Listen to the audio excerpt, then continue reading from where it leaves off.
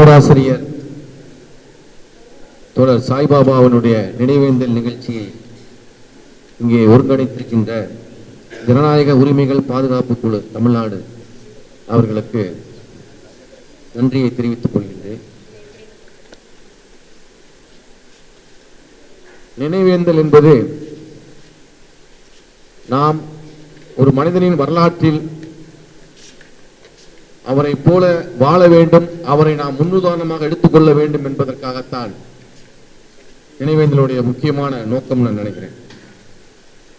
அந்த வகையில் பேராசிரியர் சாய்பாபா அவர்கள் இந்தியாவில் உழைக்கின்ற மக்கள், குறிப்பாக இன்று முதலாளிகளுடைய கார்ப்பரேட் நிறுவனங்களுடைய வேட்டைக்காடாக இந்தியா முழுவதும் மாறியிருக்கின்றது. இயற்கை வள கொள்ளை என்பது இன்றைய ஒரு புது நிலைமையாக உலகம் முழுவதுமே இயற்கை வளங்களை கொள்ளையிடுவதற்கு அங்கு இருக்கக்கூடிய மக்களின் வாழ்வாதாரங்கள் பறிக்கப்பட்டு வெளியேற்றப்படுகின்றார்கள். அப்படிப்பட்ட மக்களின் வாழ்வாதாரங்கள் பறிப்புக்கு எதிராகவும் மக்களின் பல்வேறு உரிமைகளுக்காகவும் போராடியவர் சாய்பாபா அவர்கள். அவர் ஒரு மாற்றுத்திறனாளி. ஆனால் அவர் வாழ்நாளில் அவர் ஒரு பேராசிரியராக இருந்து நல்ல சம்பளம் வாங்கி தன் குடும்பத்தையும் தனக்கான ஆட்களையும் நல்லா பார்த்து வசதி வாய்ப்போடு வாழ்ந்திருக்கலாம். அப்படி வாழ்ந்திருந்தார் என்றால் அது எல்லாரும் வாழ்ற வாழ்க்கை தான், அதுல ஒண்ணு புதுசா ஒண்ணு கிடையாது. ஆனா எது ஒரு மகிழ்ச்சியான வாழ்க்கை? இப்படி ஒரு வாழ்க்கை வாழும் போது சமூகத்துல எந்த பிரச்சனையும் கிடையாது. நல்லா பணம் சம்பாரிச்சு சொத்து வச்சுக்கிட்டு வசதியா பிள்ளைகளை படிக்க வச்சு நல்ல முறையில பிள்ளைகளை பெரிய படிக்க வச்சு அவங்களுக்கு வேலை வாங்கி கொடுத்து நல்லா நிறைய நகை போட்டு கட்டி கொடுக்கறது பண்றது, இதெல்லாம் ஒரு சராசரி வாழ்க்கை.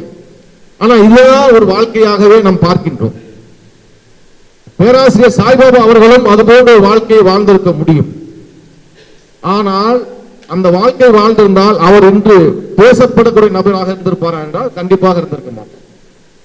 இந்தியா முழுவதும் உலகம் முழுவதும் பேசப்படக்கூடிய ஒரு நபராக மாறி இருக்கின்றார். போராட்டம் என்பதும் மக்களுக்காக வாழ்வது என்பதுதான் உண்மையிலேயே வாழ்க்கைக்கான அர்த்தம் அடங்கி இருக்கின்றது என்பதை அவர் இன்றைக்கு நமக்கு நிரூபித்திருக்கின்றார். நம் போன்றவர்கள் சமூகத்தில் வேலை செய்வதற்கு பல்வேறு சோதனைகள், நெருக்கடிகள், நமக்கு சில சபலங்கள், ஏன் இந்த அமைப்பிலிருந்து வேலை செய்யணும், நம்மளும் சராசரி மனிதனாக மாறி நம்மளும் நல்லா ஜாலியா இருக்கலாமே அப்படின்ற சிந்தனைகள் அப்ப வரும் போகும். இதெல்லாம் எல்லா தோழர்களுக்கும் இருக்கக்கூடிய ஒரு விஷயம் தான். ஆனா இதையெல்லாம் நாம் முறியடித்து நாம் நிற்க வேண்டும், போராட வேண்டும். அதற்காகவும் போராட வேண்டியது அவசியமா இருக்கு. அந்த வகையில் அது போன்ற போராட்டங்களுக்காகவும் உந்து சக்தியாக இன்று நாம் இவரின் இரங்கலை நாம் அனுசரிக்கின்றோம். ஆக எது வாழ்க்கை, எது மகிழ்ச்சி அப்படின்றதுக்கு ஒரு முன்னுதாரணமாக பேராசிரியர் சாய்பாபா அவர்கள் இருந்திருக்கின்றார். அவர் உடல், அவர் மாற்றுத்திறனாளி என்பது ஒரு பொருட்டே அல்ல.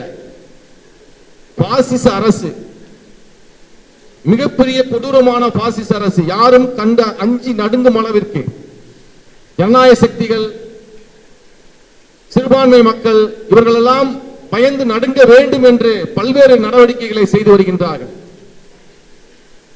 அப்படிப்பட்ட ஒரு சூழ்நிலையில் இந்த பாசிச சக்திகளே நடுங்கும் அளவிற்கு நடந்திருக்கின்றார் என்றால் ஒரு மாற்றுத்திறனாளி எந்த அளவுக்கு அவர் மக்கள் மத்தியில் இடம் பிடித்திருப்பார் என்பதுதான் மிக முக்கியமான விஷயம். மக்கள் செல்வாக்கு பெற்ற ஒரு தலைவர் அப்படின்றது ரொம்ப ரொம்ப முக்கியம். ஆக எது அவர்களை அச்சுறுத்துகிறது? அவர்களை அச்சுறுத்துவது என்பது மக்கள் செல்வாக்கு பெற்ற இந்த அரசு, மக்களுக்கு எதிரான அரசு என்று சொல்லுகின்ற, அதை நோக்கி வேலை செய்கின்றவரை கண்டு அஞ்சுகிறது இந்த பாசிச மோடி அரசு. அதைத்தான் இன்று சாய்பாபா நமக்கெல்லாம் சொல்லிக் கொடுத்திருக்கின்றார். ரத்தன் டாடா இறந்து போனார். இறந்த அன்னைக்கு நீங்க இந்த மீடியாவை திறந்தீங்கன்னா, அந்த வாட்ஸ்அப்பை திறந்தீங்கன்னா, அவர் மாதிரி ஒரு தியாகி உலகத்தில் யாருமே கிடையாதுன்னு ஒரே பிரச்சனை. எங்க பார்த்தாலும் மீடியாவில் பேசுறேன். எப்ப கஞ்சா வித்தவன், கஞ்சா வித்துட்டு முதலாளி ஆனவன், சீனாவுக்கு அபின் எந்த நியூஸ்லயும் வரல. அப்ப ஒரு பொய்யான செய்தியை கட்டமைத்து மொத்த மீடியா, ஒரு இளைய தலைமுறைகள், வரலாறு தெரியாத ஒரு பையன், வரலாறு தெரியாத மாணவன் பார்த்தா என்ன நினைப்பான்? ரத்தன் டாட்டான ஒரு மிகப்பெரிய நபர், இந்தியாவின் வளர்ச்சிக்கே பாடுபட்டவர் அவர் அப்படின்ற கண்ணோட்டத்தில் விளக்குறாங்க பூரா. சாதாரண ஆள் கிடையாது, பெரிய பெரிய ஆளுகள், பத்திரிகையாளர்கள் எல்லாம் இப்பதான் பேசுறாங்க. ஆனா அந்த ரத்தன் டாட்டாவுக்கு எதிராக போராடியவர் சாய்பாபா. அதை போன்ற கார்பரேட்டுகளுக்கு எதிராக போராடியவர் சாய்பாபா. ஆக கௌரி லங்கேஷ் என்ற ஒரு பத்திரிகையாளர் கொலை செய்யப்படுகின்றார். அவர் கொலை செய்யப்பட்ட அந்த கொலைகாரன் சமீபத்தில் பிணையில் விடுவிக்கப்படுகின்றான். அவனை சட்டப்படியே சட்டத்தை பயன்படுத்தியே விசாரணையை தாழ்த்தி தாழ்த்தி தாழ்த்தி அதுக்கான எல்லா நுணுக்கங்களையும் கையாண்டு நீதிமன்றத்தின் பிடியிலிருந்து அவனை விலக்கி இன்னைக்கு பிணையில விடுவிச்சு அவனுக்கு முட்டாய் கொடுத்து பண்ணி அவனை வாழ்த்தி பேசி கோஷங்கள், RSS சங் பரிவார் கும்பல் கோஷங்கள் போட்டு அவனை வரவேற்று நிறுத்தி இருக்கு. கௌரி லங்கேஷ் அவர்கள் கொலை செய்யப்பட்ட போது அதற்கு எதிராக இந்தியா முழுவதும் கண்டன குரல்கள் இருந்தது, போராட்டங்கள் வெடித்தது. அந்த இறப்பு என்பது பலரையும் ஒரு அரசியல் ரீதியாக அணிதிரட்டுவதற்காக கூட பயன்பட்டது. பல இளைஞர்கள், மாணவர்கள் அதால் ஈர்க்கப்பட்டு அரசியலுக்குள் வந்தார்கள். ஏனென்றால் அந்த சம்பவம் என்பது அப்பட்டமாக அம்பலப்படுத்தப்பட்டது. ஆனால் இன்றைக்கு கர்நாடகாவில் அந்த கொலைகாரன் விடுவிக்கப்பட்ட செய்தி என்பது இருட்டடிப்பு செய்யப்பட்டிருக்கு. பெரிய போராட்டங்கள் வெடிக்கல. அது ரொம்ப ஒரு 10-11 செய்தியாக மறைந்து போயிருக்கின்றது. இது ஒரு அவலமான சூழல் என்று ஒரு பத்திரிகையாளர் சொல்கின்றார்.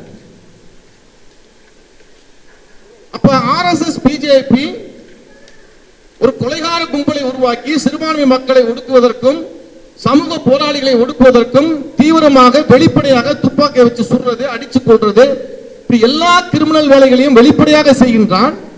அந்த குற்றவாளிகள் எல்லாம் பாதுகாப்பாக சிறையில் இருந்து விடுவிக்கப்பட்டு பிணையில் வருகின்றார்கள். அவர்களுக்கு முட்டாய் கொடுக்கிறான், ஸ்வீட் கொடுக்கிறான், கொண்டாடுறான். அப்ப சட்டங்கள், உயர்நீதிமன்றங்கள் எல்லாம் எதுக்கு இருக்கு? இந்த மன்றங்களை பற்றியான இப்ப அரெஸ்ட் பண்ணி உள்ள போட்டான். நீதிமன்றங்கள் குறைஞ்சபட்ச நீதிமன்றங்களுக்கு அந்த குற்றுணர்ச்சி கூட கிடையாதா? எந்த விதமான ஆதாரம் இல்லாத ஒரு புகார் சொல்றாங்க. இப்படி பாசிசம் என்பது எப்படி ஊடுருவி அது இந்த அரசு கட்டமைப்பு முழுவதும் நிறைந்திருக்கின்றது என்பதற்கு சாய்பாபா அவர்களின் கைதும் சிறையும் ஒரு உதாரணமாக பார்க்க வேண்டியிருக்கின்றது. ஆகவே இது போன்ற போராளிகளை நாம் நினைவு கூற வேண்டியது கட்டாயம், அவசியம். இதை சமூகத்துக்கு சொல்ல வேண்டியது அவசியமா இருக்கின்றது. ஆக இன்று இந்தியா முழுவதும் கார்ப்பரேட் கொள்ளைகளால் பாதிக்கப்படுகின்ற மக்கள் ஒவ்வொருவருடைய ஒரு நபராக முன்னிறுத்தப்பட்டிருக்கின்றார் சாய்பாபா அவர்கள். ஆகவே தோழரது இறப்பு என்பது இறப்பு அல்ல.